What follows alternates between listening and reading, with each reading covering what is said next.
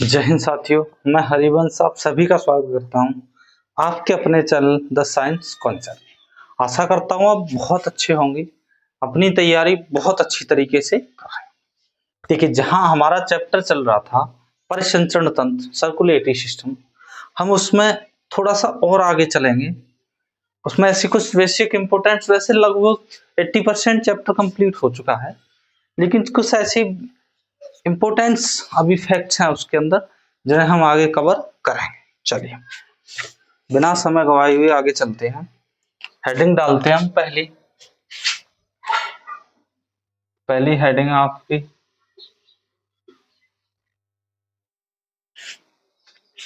चलो, ये थोड़ा सा मिस्टेक दे रहा है। पहली हेडिंग है, ये भी दिक्कत दे रहा है।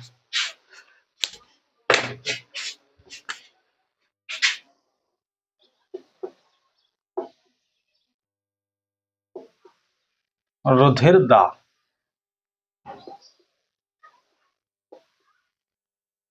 Blood pressure. रुधिर दाब अर्थात ब्लड प्रेशर। देखिए ब्लड प्रेशर क्या होता है तो देखिए, जो रुधिर वाहिनियां होती हैं या रुधिर नलिका लिख लीजिए आप, ठीक है। और रुधिर नलिकाओं में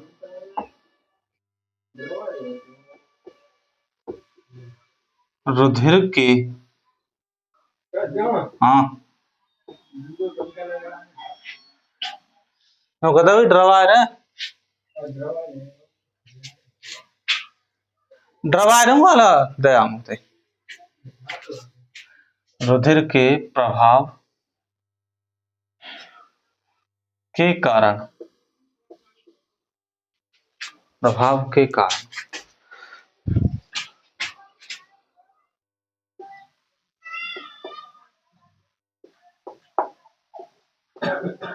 नलिकाओं की दीवारों पर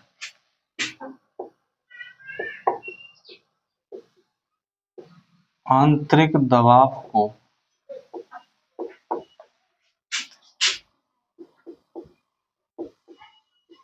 रुधिर दबाव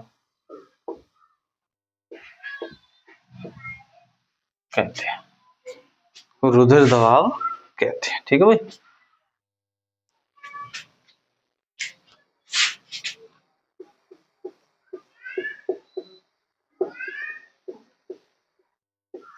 रुधिर दबाव का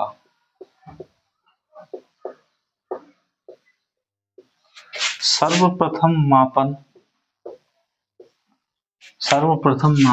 हेल्स के द्वारा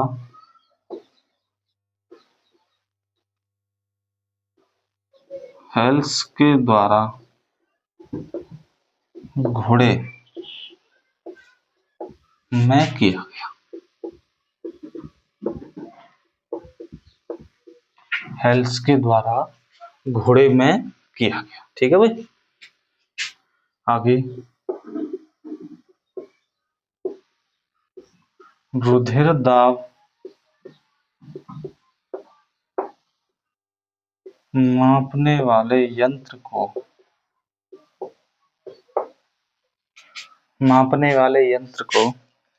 स्फिग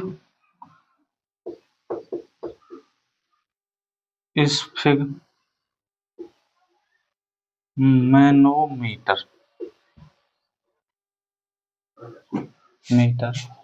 कहा जाता है।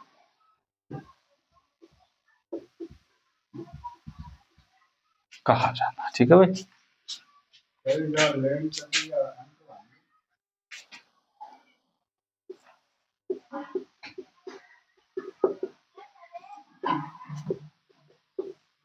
सामान्य मनुष्य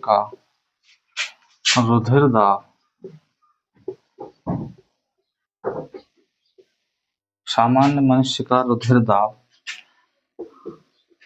120/80 mmHg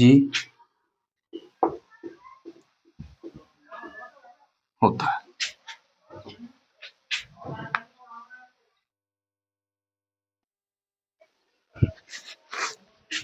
mmHg होता है। रुधिर दाब की उत्पत्ति, सॉरी,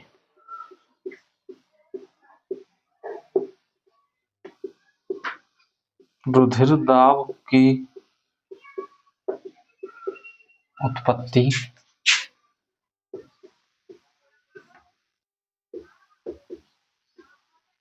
हृदय धड़कन के द्वारा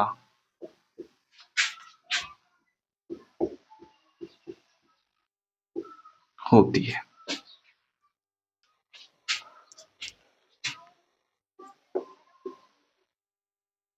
जब हृदय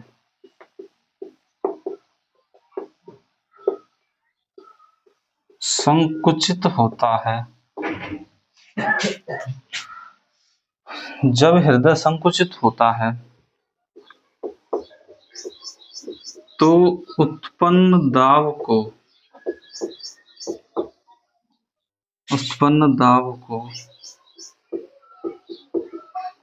सिस्टोलिक दाब या सिस्टोलिक प्रेशर कहा जाता है।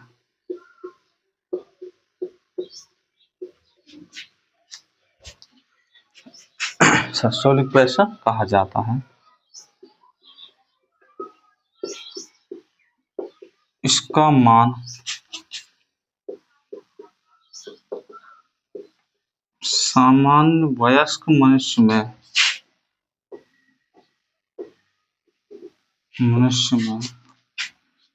120 mmHg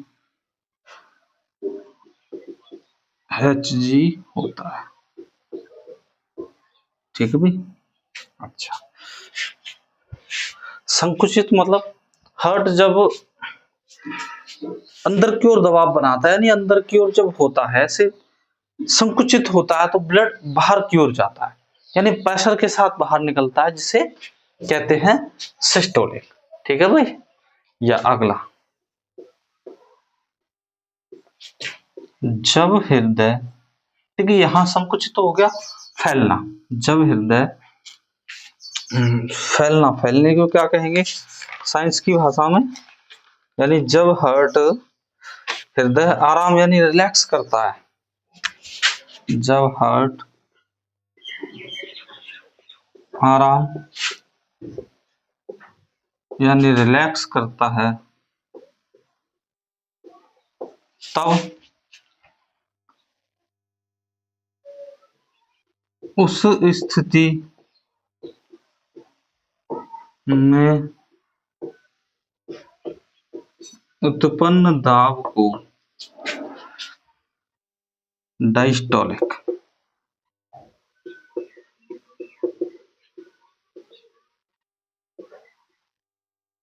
प्रेशर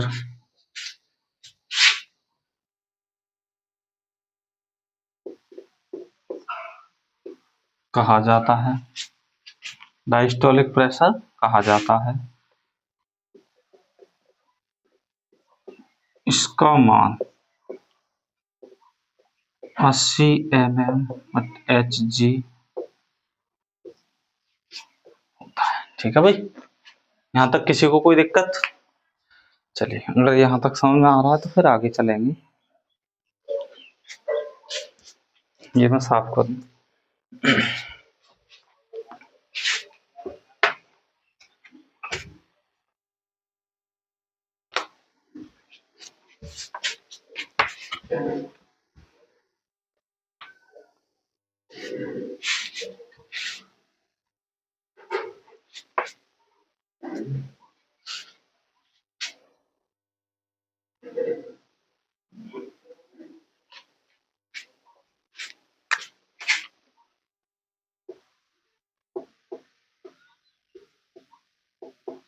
हृदय की धड़कन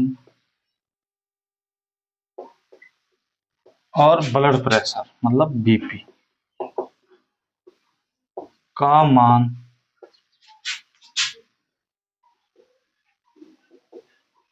लगभग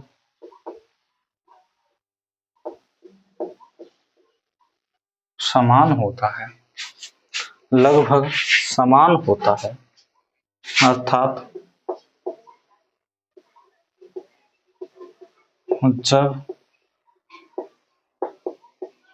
हृदय की धड़कन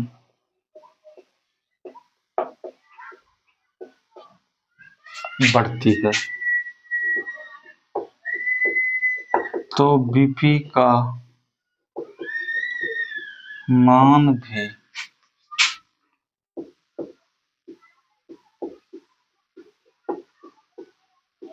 स्वतः बढ़ जाता, बीपी का मान भी स्वतः बढ़ जाता है। ठीक है,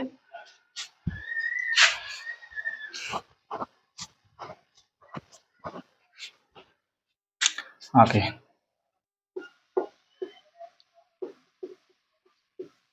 खराब खान पान के कारण, खराब खान पान के कारण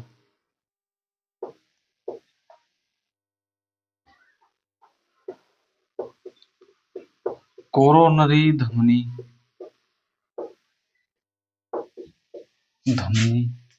में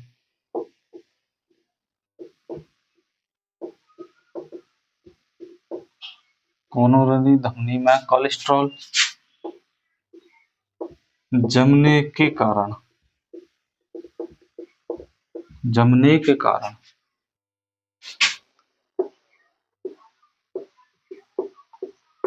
धमनी का व्यास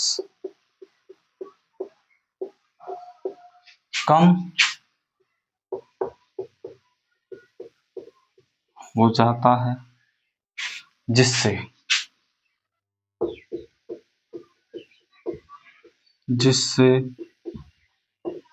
ब्लड का पूर्ण प्रवाह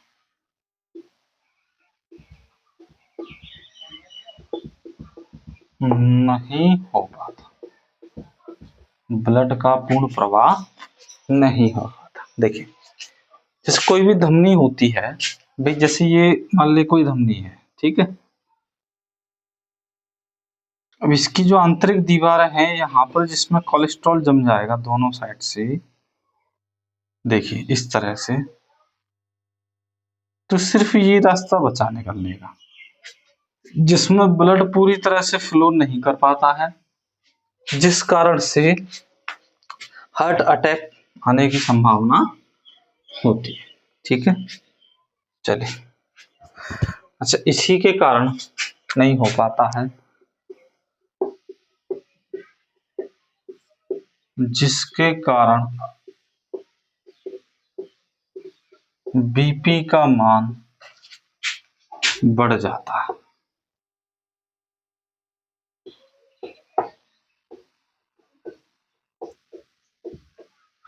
बीपी का मान बढ़ जाता है बहुत उच्च।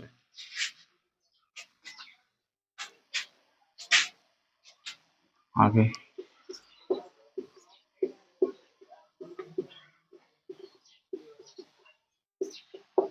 उच्च बीपी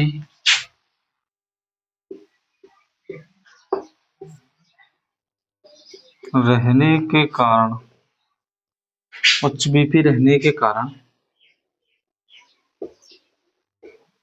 हमेशा चेस्ट और सिर दर्द करता है, चेस्ट और सिर दर्द करता है,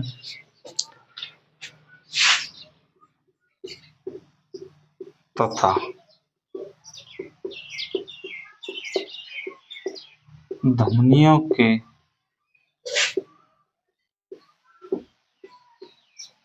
फटने का कारण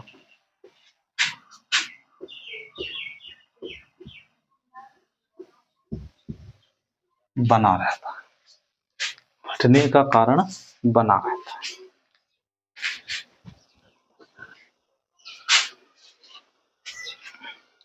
इसे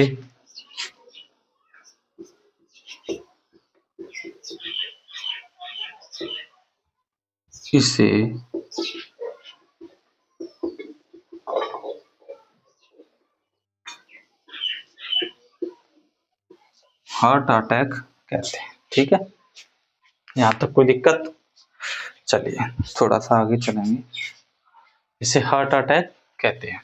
ठीक है, हार्ट अटैक आने का कारण भी यही होता है कि जो ऑयली फूड होते हैं, उन ऑयली फूडों में जो ऑयल होता है वह एक कोलेस्ट्रॉल के रूप में जाकर जो धमनियां होती हैं, स्पेशली जो कोरोनरी धमनी होती है, उसकी दीवारों पर जब जम जाता है तो उसमें स्पेस कम रहता है, अंदर का होल जो है वो स्पेस कम हो जाता है, जिसके कारण ब्लड पूरी तरह से फ्लो नहीं हो पाता। ब्लड फ्लो का मतलब ऑक्सीजन की पूर्ति नहीं हो पाती, जिस कारण से हार्ट फेल कर जाता है या जिससे हार्ट अटैक कहते हैं। ठीक है,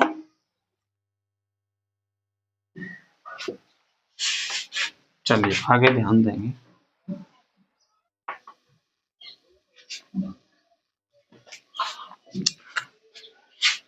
एक टीका है स्पेशली ईसीजी, इसे कहते हैं इलेक्ट्रोकार्डियो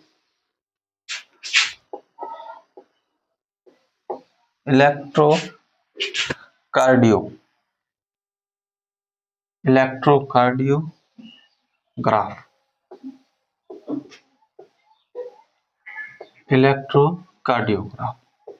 देखिए, हॉस्पिटल्स में जिस समय हार्ट की जो धड़कन की माप ली जाती है, उस समय ये कुछ इस तरह से चलता हुआ आपको दिखाई देगा, इस तरह से। ठीक है, यही है वो ईसीजी। ठीक है, देखिए ये क्या होती है,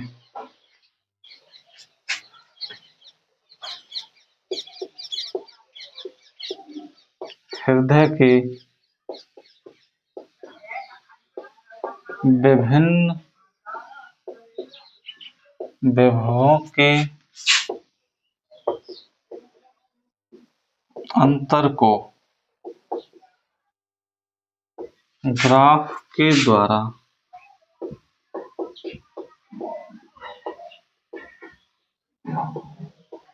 दर्शाया जाता है।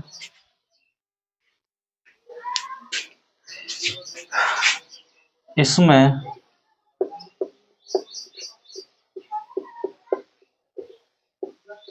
पी प्रकार की तरंगें उत्पन्न होती हैं, जिनका ध्रुवीकरण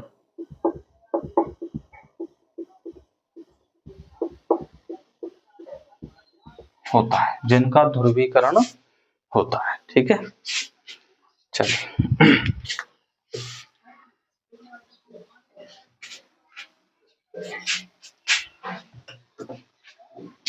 आगे अगला एक उपयोग और है, इसका नाम देते हैं हम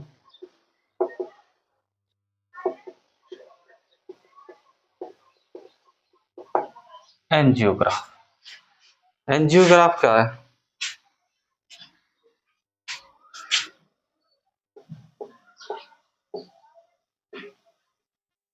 इसका उपयोग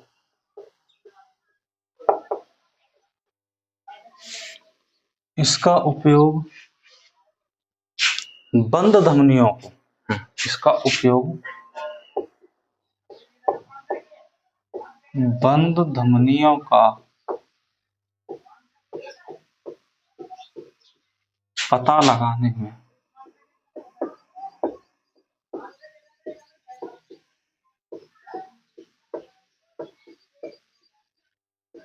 किया जाता है।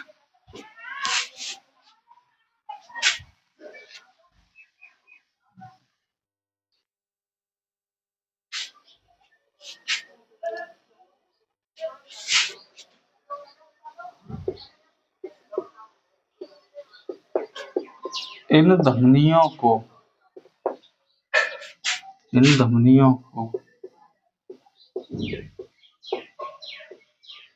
टाइटेनियम धातु के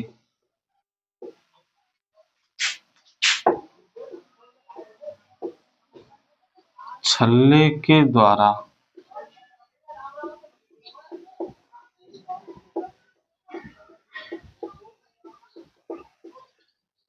साफ किया जाता है।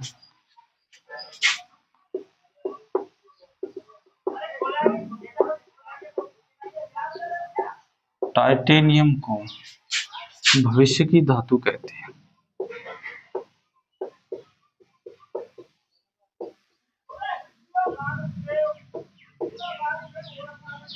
भविष्य की धातु कहते हैं, ठीक है। आगे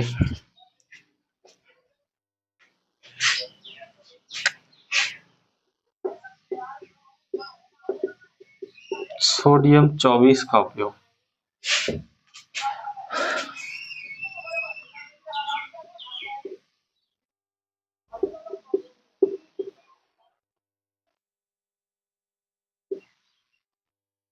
रक्त के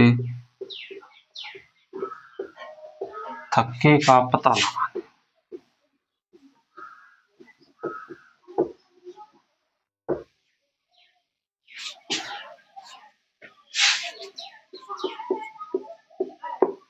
कोबाल्ट 16 इसका उपयोग है आपका रक्त कैंसर के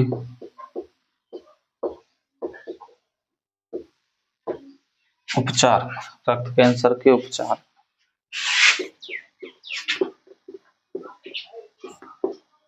रक्त की कमी के कारण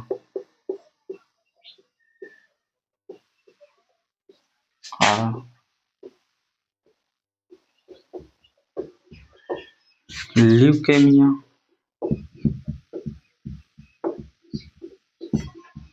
रोग हो जाता है।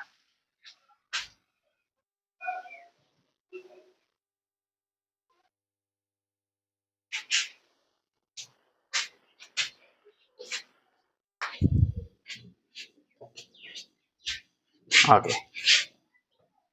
चलिए एक लाइन यही लिख दूंगा।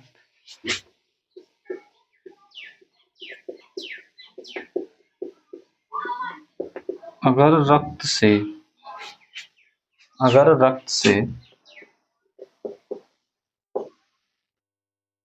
ब्लड कार्पल्स को निकाल दिया जाए, ब्लड कार्पल्स में रक्त कणिकाएं, आरबीसी, डब्ल्यूबीसी या ब्लड प्लेट को निकाल दिया जाए तो शेष भाग सीरम का बचता है। तो शेष भाग ले जा रहे संगे नीचे बांधी, शेष भाग सीरम का बचता है। देखो अगर ब्लड में से ब्लड सेल्स वगैरह को निकाल दिया जाए, ब्लड कार्पल्स जो होती हैं जिसमें आपकी डब्ल्यूबीसी है, आरबीसी है, ब्लड प्लेटलेट्स है, तो क्या बचेगा फिर? सीरम बचता है, ठीक है। चलिए आगे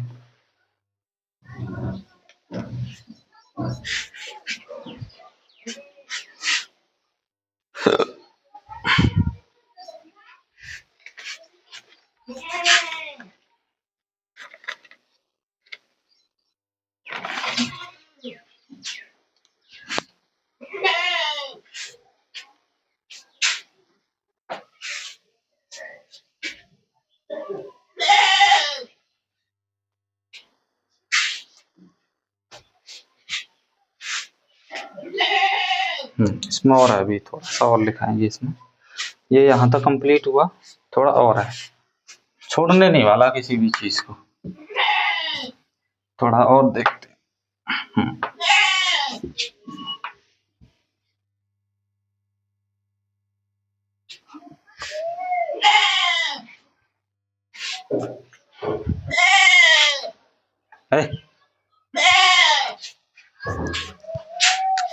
अगली हेडिंग डालेंगे भाई इसमें आप लसिका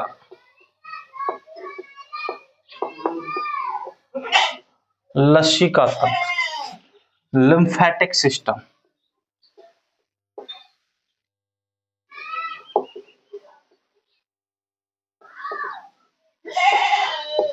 लिम्फेटिक सिस्टम, यह क्या होता है लसिका तंत्र?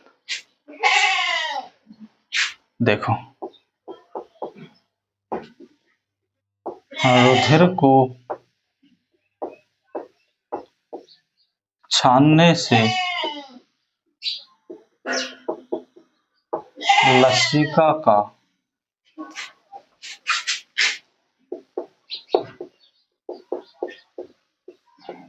निर्माण होता है। लसिका कोशिकाओं में बहता है। यह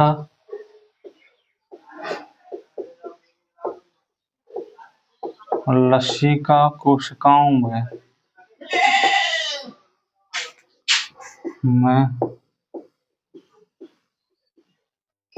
बहता है।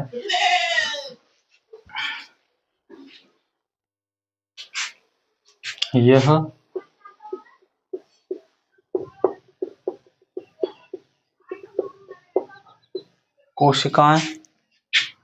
कोशिकाएं उपास्थि और मस्तिष्क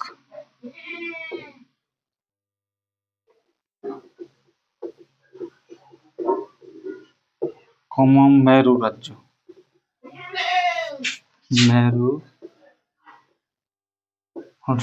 में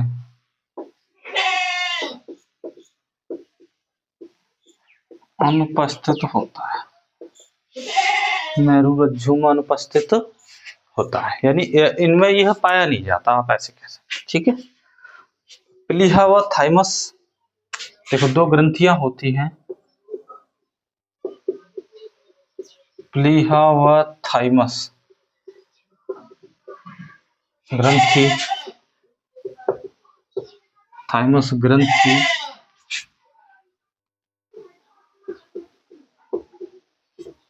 लसिका ग्रंथि है।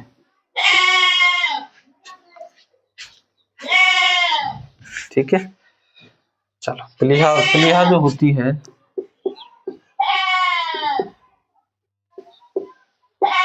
प्लीहा को आरबीसी का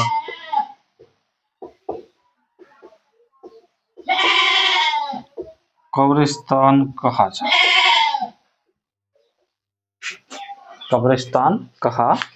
जाता है। हाँ भाई, हृदयघात, हार्ट अटैक्स हो गया, ब्लड प्रेशर हो गया, इसमें लगभग अभी कुछ खास बचा नहीं है इसमें। ये लगभग आपका चैप्टर पूरा फिनिश हुआ। मिलेंगे नेक्स्ट चैप्टर के साथ बेहतरीन तरीके से, बेहतरीन क्लास के साथ। अगला चैप्टर होगा आपका ब्लड, रक्त पढ़ेंगे। तब तक के लिए जय हिंद, जय भारत।